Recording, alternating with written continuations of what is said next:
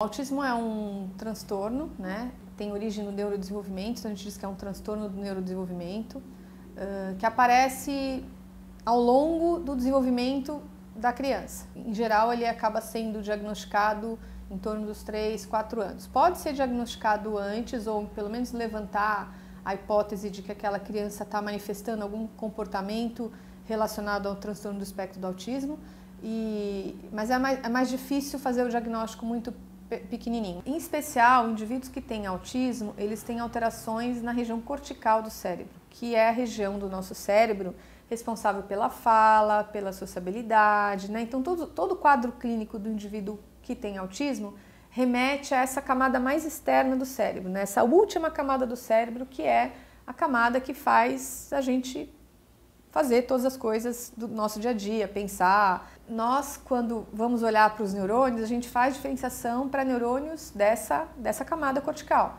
porque são esses, né, o que se mostram alterados no sistema nervoso do indivíduo com autismo. Em geral, o que a gente observa é que a criança nasce fisicamente normal, né, sem nenhum tipo de coisa, de sintoma que chame atenção. E aí, ao longo do seu desenvolvimento, começam a aparecer alguns sinais do tipo, ela tem dificuldade de se sociabilizar, ela tem alguns interesses mais restritos, diferente de outras crianças da mesma idade, muitas delas não falam, ela tem um comportamento característico, incluindo esses movimentos repetitivos, né, que pode ser aquele flap com as mãos, né, que faz assim com as mãos, enfim.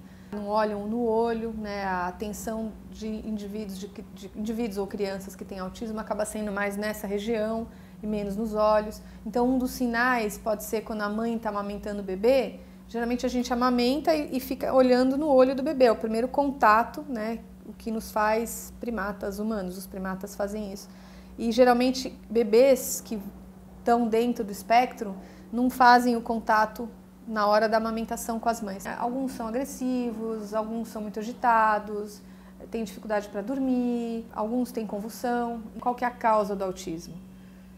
Não se sabe exatamente qual a causa, tem uma origem genética, né? Mas tem muitos genes relacionados, então não tem um gene único, né? Para os indivíduos que têm o chamado autismo idiopático, né? A gente não sabe a causa, mas pode ter causas ambientais também. A gente costuma dizer que em torno de 1% da população do mundo manifesta algum sintoma do transtorno do autismo. No Brasil, qual que é essa prevalência? A gente não tem um estudo epidemiológico para definir isso.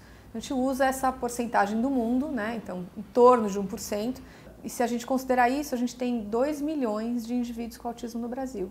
Isso influencia a família, inclusive. Então, a gente diz que tem 2 milhões de famílias afetadas. E como não tem um tratamento definido, ou uma cura, uma coisa definitiva, é muito importante que essas crianças tenham terapias adequadas para melhorar o seu desenvolvimento, né? Que é possível fazer isso, né?